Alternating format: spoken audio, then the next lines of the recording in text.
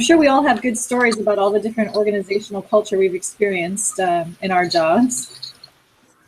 Yeah. The one thing that I was noticing is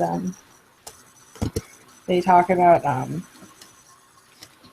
listening to the language that organizational members use. And like that for me is a really big thing because I work at Starbucks, and one of their biggest things is not calling them employees, they call them partners. Try to make us feel a little more respected. That's interesting. Yeah. Yeah. We're never we're not employees. Yeah, we're not supposed to refer to our customers as customers. We're supposed to refer to them as our guests. That's definitely like a part of the language that we have. It's amazing how, though, by changing those words to, like customers to guests or something like that, how people actually feel more welcomed. It adds value. And the same things, it adds big time value. And then also for your employees, when you don't just say, hey, he's my employee or she's my employee, and that's for a lot of the places that I've worked at. One of the things. Okay, let me put it to you this way: when I teach leadership classes, that's one of the things that we always hit on is treating your subordinates or your employees not like employees or subordinates, but as family members. It's always like family members. Yeah, I agree. So my husband and I had a company for 10 years in Arizona. We basically built cell phone towers, and so one of the things that we probably had like 50 employees at one time, and one of the things that kind of referred to it as like a family. Like my husband worked there, I worked there. The other owner's wife worked there. We hired brothers and sisters. We hired family members. So it was like a family, like how we treated it. And like we started the business in our kitchen, but then afterwards, like I think one of the things they mentioned in the text was it's called attention, where like you have a vision and you walk the walk, talk the talk. You as the leader are communicating that vision all the time, and that's important. And like when you mentioned that you refer to your employees not as employees, but a team or your family, like that's how it felt for us.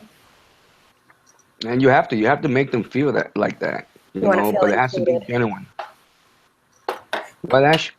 Said you want to feel included. You want to feel like you're part of the company and not just an employee working there getting a paycheck. Right. That's how you get your people to always work harder, without even asking. I mean, if it's that old phrase. I don't know if you girls have heard that. I'm pretty sure you have. Would you rather be loved or feared? And people are like, I'd rather be feared or I'd rather be loved. You want to be both, but you want to replace fear with respect.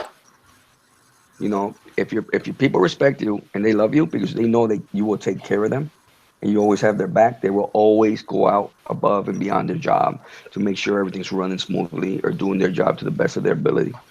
And that's something huge for any company. One of the worst things for companies is communication and how you treat people. If you have bad communication in your company going up and down the ladder, and you treat people like crap going up and down the ladder. You're not building a relationship just with your employees. You build a relationship with your customers. You have to. For customers too. The way you treat a customer that spends $5 should not be different from the way you treat a customer that spends $1 million. You have to treat them all with respect and give them the same amount of attention. If you don't, they'll never come back. And a lot of corporations, a lot of companies, a lot of people in businesses, small businesses, just want to do that one hit, and they don't care if the people come back or not, because they figure they can do that one hit, make money off each person, and that's it. No, you rather have that money coming in on a steady basis from everybody because you treat everybody like gold. You want to have repeat customers that keep coming back instead of the one hit. Yeah. Exactly. We've been successful in our company in the Philippines because when the president one day, though you gotta love Filipinos, they spent $12 million. The generals did $12 million on a helicopter. That didn't work, but they knew what the hell they were doing because they pocketed all the money. So the president went around, inspected. He goes, "That helicopter we just spent $12 million on." He goes, "Yes." He goes, "Start it up." And when it did, smoke came out. Oh my Everybody God. got fired. Imagine putting people in there. So instead of making that one hit, instead of making, taking care of your people, build those relationships. Treat people like gold, no matter how much you spend, whether it's $1, $5, or $1 million. And that's what you want. You want to build that culture where people are like, I'm gonna do business with them because they take care of me. The book Apple, actually perfect example. mentions Starbucks specifically for this. Um, Oh. we focus very, very highly on customer service. I mean, as every, company or organization does, but, it's instilled into our training constantly that, no matter what, you just make the moment right. It's a very pet-friendly video today. Yeah, seriously. What the heck? I was gonna have my kids laying around the bed, but I thought that would be too much. Yeah, so like I said, the book specifically even mentions our CEO shut down and retrained the stores when he left the company because he didn't like what he was seeing, and he went back and he said, you know what, we're gonna focus on our customers, we're gonna make every moment right, and to this day they're still trying to stand by that, and it does show. We have a lot of customers who are regulars. You see these people 2-3 times a day even. It's not just I'm here every single day. Some people will come back for 3 or 4 trips, which is Crazy. crazy and expensive. Yeah. But you have that reputation and you have that relationship. And that all starts from leadership. That all starts from the top. Because I know in the book it asked, can a leader build a culture? Yeah, that's where it's supposed to start. It's not supposed to start with his subordinate. It's supposed to start with the leader. So if the culture in a company or in the culture in a team is messed up, that goes back to the leader. Mm-hmm. At the end of the day, again, I believe I said this to you ladies once, is the only time a leader takes credit is when everything's jacked up. When everything's messed up, that's when you take credit. But you also, as the leader, you have to set the culture, give the expectations of what you're looking for your team to be like. Right. You have to set the foundation at least. You have to. You have to, and that comes with training. That comes with what we call for us off-site meetings. Off-site meetings for us is we leave the company and we'll go sit in a restaurant or in a bar, have drinks, and some of the best ideas have come out of those meetings because Right, you're because people relaxed. feel comfortable. Yeah, people feel more comfortable, out of the element of maybe a stifling office or something, that they can be free with their conversation and their comments, and kind of are on a level playing ground sometimes too in that situation. You're not like the boss sitting behind the desk and everyone's in front of them. Well, I don't want to speak up. That's kind of weird. But if you're all out in a restaurant, then everyone sort of has an open opportunity. Now you're equal. At that point in time, believe it or not, becomes equal. But again, that starts with your leader or the owner of the company or wherever you're going, at your VP or whatever. Some people just want to smack butt because they think they're going to get to the point. But if you're not knowledgeable enough, and those leaders are smart, they'll know what you're doing, but you want to create some kind of bond. It has nothing to do with kissing butt. It's just you want to create that culture of family or family values. My brother's companies, every company that he's opened and that I'm partners with, we try to create the culture of family. That way we know we could trust them, they could trust us, we know we'll take care of them, they'll take care of us. You have to. Because for your family members, there's nothing in this world you wouldn't do. So that's the culture we try Have to you guys build. Have you guys ever gone from one company to another where it's been a completely different culture? Like you literally culture shock from I was actually gonna just say my old job was the worst thing in the world to this day. When I'm having really bad days at work, I'm like, well, at least it's not this. I was working for a private company and the owners did not care. They didn't care about their customers. They didn't care about their employees. And when I say that, I mean, I've seen them yell at customers. The owners themselves, I've seen them yell at customers. They'll tell, they'll just send people away and, they're like, well, I'm not coming back. They're like, okay, bye.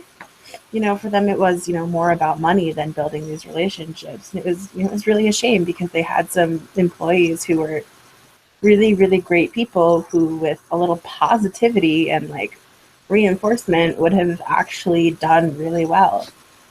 And then eventually it got to the point where I was like, you know what, I can't have this kind of negativity anymore. So I ended up quitting. Yeah, I've had that I same started to think it was my experience. fault. Yeah.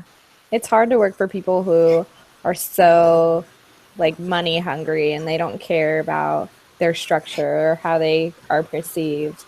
And now I work at a place where it's like, it's fun. Like everything we do is supposed to be fun. Like if you're not having a good time, then something needs to change. Like something within every aspect of leadership needs to change for that, which is nice. Always, you go by that thing, by that statement. If you love your job and you love your career, you never work. Exactly.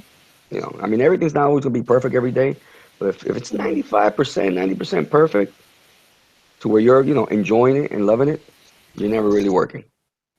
Right. So Because that's I a feel like culture you that, wanna be like, running. yeah, like if you're not having a good time and if you're working for somebody who's awful, like that shows in your customer service end, like that you're not enjoying it. So why are you going to allow whoever you're speaking with to enjoy it too? It like rubs off. Oh yeah, big time, big time. Of course, again, goes back to what the leader sets the culture. Mm-hmm. I used to work at this really big construction engineering company, and they had like 3,000 employees. You were just a number. You weren't anybody special. You were powerful and demanding, and it just sucked. And then when I left, I went to go work for Red Bull, and it was such a cool experience. And I mean, yeah, it was still a demanding workplace. Like, they expect a lot of players from but it was such a different culture. Like, people were nice. Like, the boss was actually nice. People said hello to each other in the morning, and they weren't like yelling at you in a second and then apologizing. Like, it was a positive climate. It was such a difference. I would come home every night after the week, and I was like, I can't even imagine how good this is. It's so much better. You were straight culture shock for real there. It totally was. Like, I mean, no one even cussed in the office. I was like, so weird. Would somebody please say a bad word? I want to feel like, I had such a bad potty mouth, and I really had to like tone it down. But it was such a great experience. And then you realize it comes from the leaders and the management there versus the guy that I used to work for. He was a tyrant, and it showed in how everyone felt about the company. but from all those things, you take the good, the bad from all those companies and all those leaders, and then when you're in that position of authority or that position of power, that's how you know, make yourself how you want your culture to be.